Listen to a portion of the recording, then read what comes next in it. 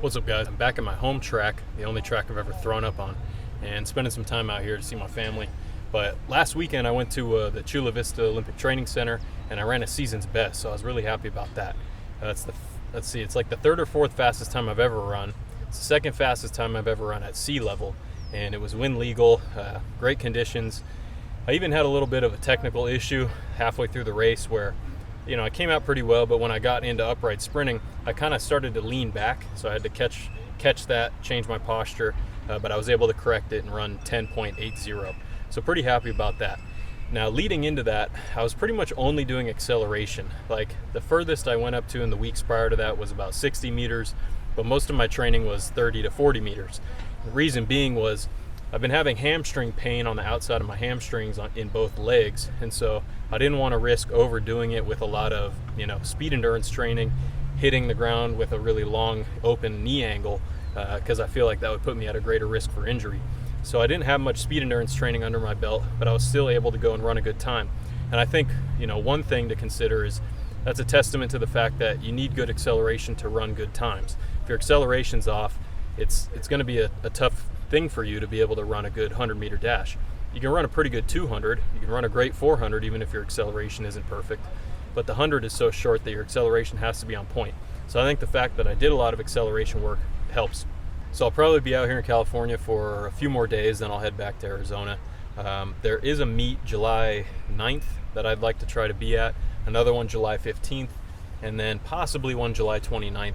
And then I think after that, that'll be it for this season.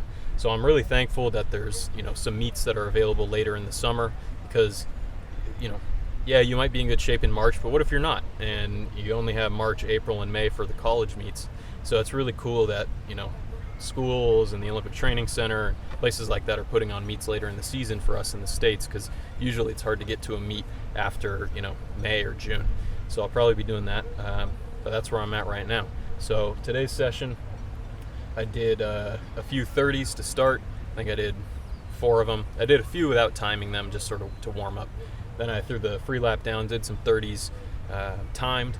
Then I did a few 70s and then finished with an 80, which I treated as a flying 40. So all the sprints I went from a 3-point or a 4-point stance, but the last sprint I ran from more of a kind of a dynamic start, kind of skipping into it and sprinting.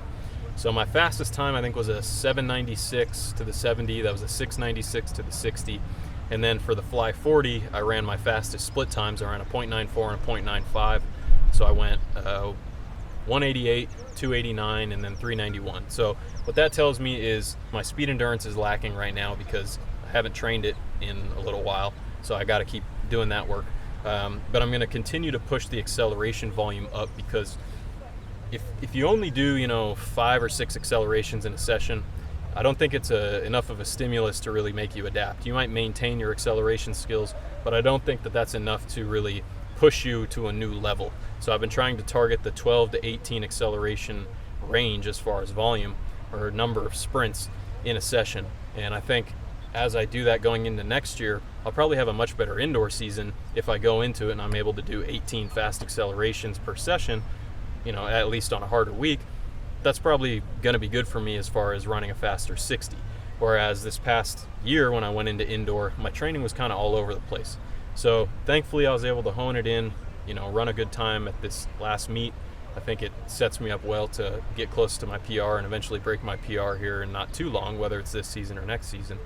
But also, I've learned some lessons over the past couple months looking back at my training throughout the year that will help inform me going forward so I have a better year next year. And I'm going to try to be a little bit more, do a little bit better planning. I have a little bit more consistency with how I'm progressing my training, like I tell you guys to do. But it's sometimes it's hard to follow your own advice. Sometimes the ADD kicks in and I just, I want to do this today.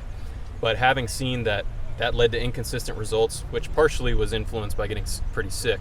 But moral of the story is you got to have pretty consistent training. You should have training that is well progressed over time. And if you do that and it's done in the right volumes where you have a strong enough stimulus to adapt, and then you have enough recovery to, come back for another good session when you're ready, that's what's going to make you run faster. And then if you add in things like targeting single leg strength work, targeting lateral or rotational strength work, if you do those things, then you're going to minimize any of your weaknesses, limit any leaks in the kinetic chain, and have your best shot of running your fastest. So that's all I got for you guys today. This is Cody Bidlow with SpringWorkouts.com and ATHLETE.X signing off.